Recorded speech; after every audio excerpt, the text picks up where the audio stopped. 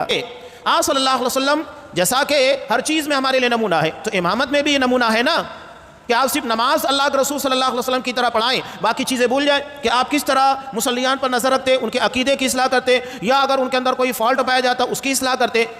مجھے ایک واقعہ یاد آتا ہے منصورہ کی زندگی کا، کہ ہمارے یہاں لوگ غلطیاں کرتے، بڑی بڑی غلطیاں کرتے ہیں۔ عمومی طور کے پر آپ دیکھیے گا پبلک ٹوائلٹ، وہاں پر قلم کا استعمال کیا جاتا ہے، گندی باتیں بھی لکھی جاتی ہیں اور بھی جو بھی رہتا ہے۔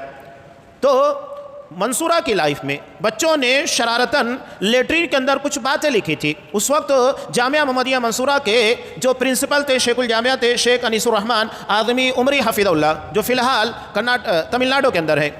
تو انہوں نے جیسے ہی اس کو دیکھا، عصر کی نماز پڑھائی اور فوراً اس کے پر 5 سے 10 منٹ کا ایسا خطاب کیا کہ اس کے بعد بچوں نے کبھی اس طرح کی شرارت نہیں کی۔ نون والقلم وما یسطرون، اور انتہائی سخت لہجے میں، اور کہا کہ تم لوگوں کے لیے امامت کا کردار ادا کرنے والے لوگوں کی اصلاح کی ذمہ داری تمہارے کاندھوں پر آئے گی، اور تم اس طرح پبلک ٹوائلٹ کے اندر یہ کام کر رہے ہو۔ قلم کا استعمال، جس قلم کو اللہ تبارک و تعالیٰ نے عظمت عطا کی اور اس کی قسم کھائی، نون والقلم وما یسطرون، اتنی عظیم چیز، اس قلم کے ذریعے اللہ تمہیں علم عطا کرتا ہے، اس کے بعد تم لوگوں نے اس کا استعمال ایسی جگہ کیا جہاں پر آپ اللہ کا ذکر بھی نہیں کیا کرتے تھے۔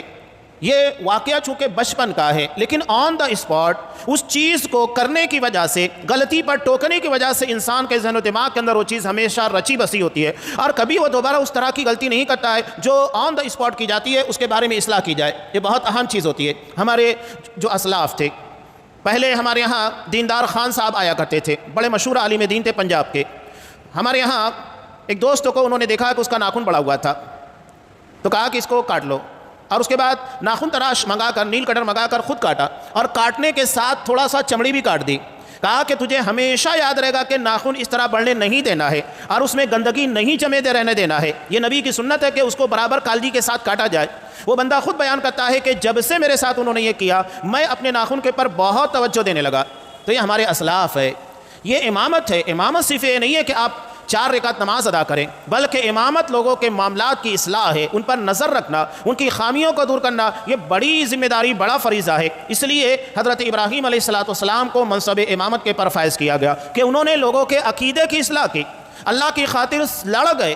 اتنا بڑا جو انہیں مرتبہ عطا کیا، یوں ہی نہیں ملا، یہ رتبہ بلند ملا جس کو مل گیا ہر مدعی کے واسطے دار و رسن کہا۔ یہ اعزاز انہیں عطا کیا گیا۔